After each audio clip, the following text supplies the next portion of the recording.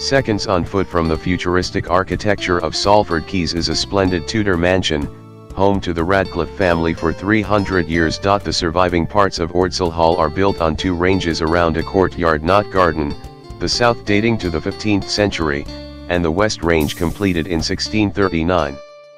These both incorporate older elements dating back 750 years. The showstopper at Ordsall Hall is the magnificent Great Hall, where you can look up and admire the cruck roof and intricate studwork and inspect the Tudor rose motifs carved into the 16th century table. From there a staircase leads up to the 14th century Star Chamber, boasting the Radcliffe bed, bought by John Rocklife and Lady Anne Ashaw in 1572. There a Euro trademark much more to see at Ordsall Hall, like the 17th century kitchen, the 16th century Frederick Shields Gallery and the 14th century Great Chamber.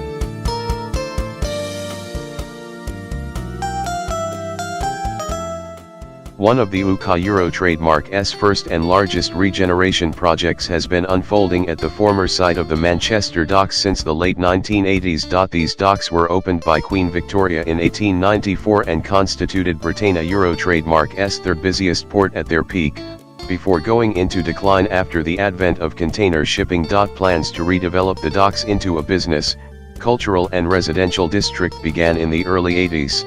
And the docks were soon rebranded as Salford Quays. Early on the parallel basins were connected by little canals to create a network of waterways. This new quarter was starting to take shape by the late 80s, with the completion of the low-rise residential buildings. This was later joined by more eye-catching high-rise developments like Imperial Point and City Lofts, while Salford Quays was hooked up to the Manchester Metrolink tram network in 1999.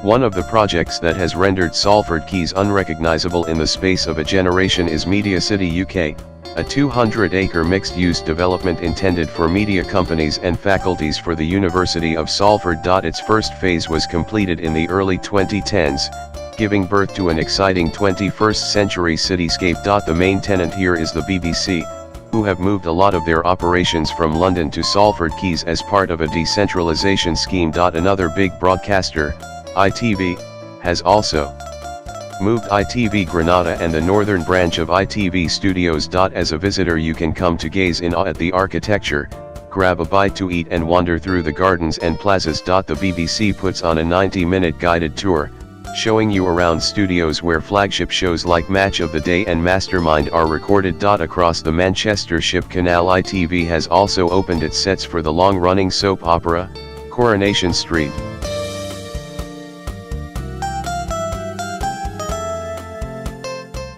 At the core of the plans to regenerate Salford Quays was an arts centre, which was the first major project to be completed and opened next to the Manchester Ship Canal in 2000.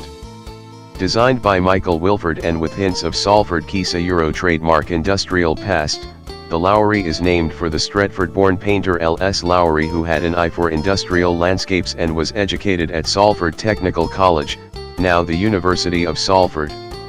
The complex incorporated lots of gallery space, displaying Lowry Euro trademark's works from a collection of more than 400 works, along with ever-changing short-term contemporary art exhibitions. There are 3 theatres at the Lowry, seating 1,730, Lyric, 440, Quays, and 150, Studio, and these have something going on every day of the week, be it plays, musicals, dance, live music by major artists, sketch and stand-up comedy, or talks by philosophers, cultural personalities, and politicians.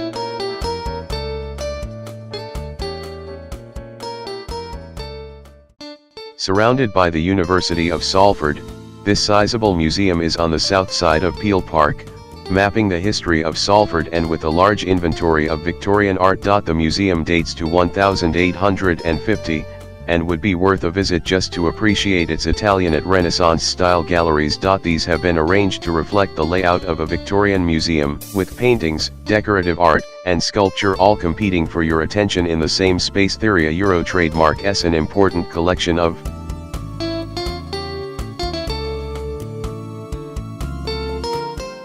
Opposite the Lowry on the south side of the Manchester Ship Canal in Trafford Park is one of 5 branches for the Imperial War Museum, opened in 2002. This remarkable building, with 3 interlocking metallic shards, invoking air, earth, and water, was designed by Daniel Libeskind and intended to induce a feeling of disorientation apt for war. The entrance is in the 55-meter-high air shard while the permanent exhibition is on the first floor in the earth shard. In this capacious hall there are some heavy-duty artifacts like a Soviet T-34 tank, the 13-pounder field gun that fired the British Army trademark's first shot in WWI, wreckage from the World Trade Center and a Harrier jet from the United States Marine Corps. Every hour there are digital projections onto the Galleria trademark's walls dealing with different aspects of modern warfare.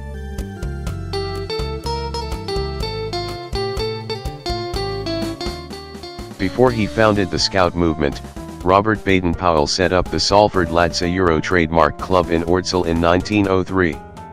The idea behind clubs like these was to keep young boys in deprived areas out of trouble, and channel their energy into constructive pursuits and sport. The list of former members here is illustrious and includes the actor Albert Finney, the Busby Babe Eddie Coleman and guitarist Graham Nash of the Hollies and Crosby, Stills and Nash. If you are trademark a fan of the Smiths, you are trademark know the building from the Stephen Wright trademark's photo of the band inside the sleeve of The Queen is Dead. Morrissey and fans with identical glasses and quiffs ride around the building and local streets on bicycles in the video for a Stop me if you think you are trademark VE heard this one before a Salford Lads trademark club is still open, now offering all sorts of activities for young people of both sexes.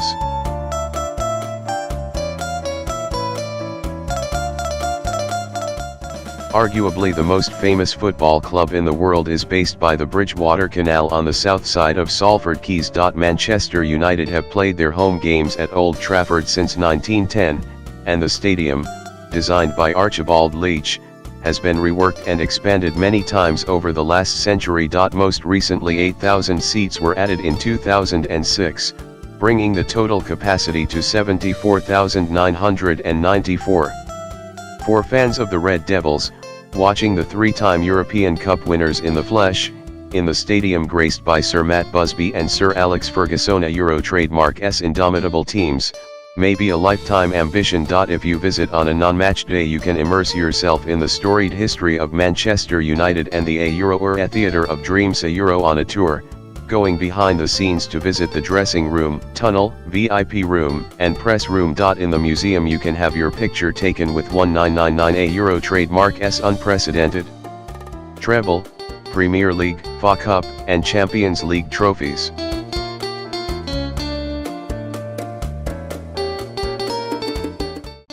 Set slightly in from Chapel Street on Wilton Place, St. Philippa trademark's church is a striking Greek Revival monument dating to 1824.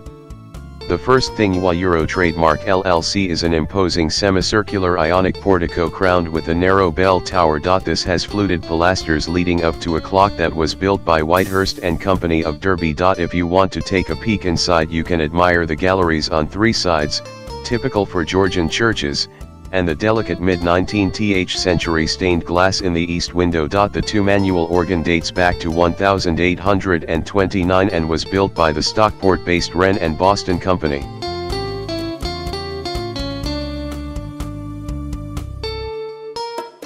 A piece of Victorian ingenuity, the Barton Swing Aqueduct carries the Bridgewater Canal over the Manchester Ship Canal. This structure, the only swing aqueduct in the world, allows larger boats to navigate the Manchester Ship Canal, while bridging that waterway for broadbeam barges and narrow boats on the Bridgewater Canal. Designed by the civil engineer Edward Leader Williams and manufactured by the iron founder Andrew Handyside and Company, the aqueduct opened in 1894 and is still in use regularly. This structure is 100 meters long, and pivots on an island at the center of the Ship Canal, all the while holding 800 tons of water. The aqueduct swings roughly twice a day, or more if there a trademark's traffic, and you can watch the spectacle unfold from a raised viewing platform at the back of Chapel Place.